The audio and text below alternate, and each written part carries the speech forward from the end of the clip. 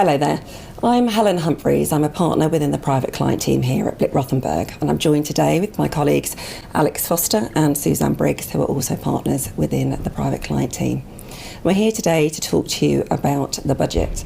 Obviously, earlier on in the year, we had proposals announced by the previous government, and it was with much anticipation that we were waiting to see in what guise they came in within the budget.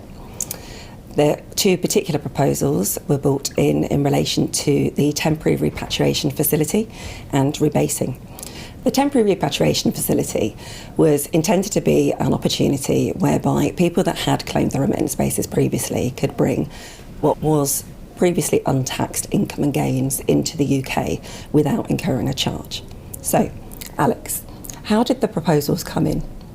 So what they have done is that they've actually extended the proposal slightly. So we have a 2-year window where it's 12% on any income or gains that you designate. And then for the third year, it's 15% tax charge. And what you have to do, the process is to designate the income and gains. You don't necessarily need to remit them. You can, and there'll be no further tax, but you don't necessarily need to. And that's something you need to do on your tax return. Okay, so that sounds quite straightforward and in line with what the proposals were. Suzanne, are we seeing any particular issues arise in relation to this?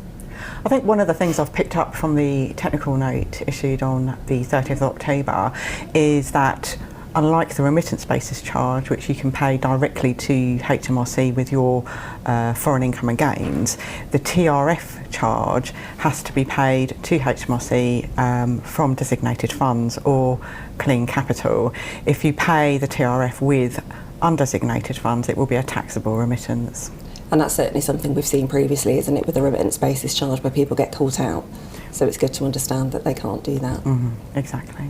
So following on from that point, there's also the mixed fund ordering rules that we have, which are very specific as to how you identify funds that you're bringing into the UK. And what they have done is actually simplify that slightly. Where you've designated funds, they'll treat that as the top layer of whatever you're bringing into the UK. So that is a welcome simplification of those rules. So does the repatriation facility then only apply to cash that's held in bank accounts? No, the temporary repatriation facility is not limited to cash only and can be extended to illiquid assets such as shares or artwork. So it will be possible to designate previously untaxed foreign income and gains, which is wrapped up in an asset, which can be sold and then remitted to the UK at a later date. So record keeping is going to be really important for these clients that are making the designation. Absolutely, and I suppose that adds to complications with regard to trusts and pools. Yes, certainly, and that's something that we're actually covering in a different video which specifically covers trusts. Fantastic. And I suppose when it comes to complications, or at least complexity around calculating what those gains are and what people are going to pay tax on or what that income is, there is the rebasing that's been introduced, which should help simplify things. Yeah, sure. So if you are not deemed domiciled and not domiciled by the 5th of April 25, then subject to some other conditions, you're able to rebase your capital assets, their value at the 5th of April 17. And these need to be assets that obviously were held at that point, and where you've been taxed on the remittance base since then as well.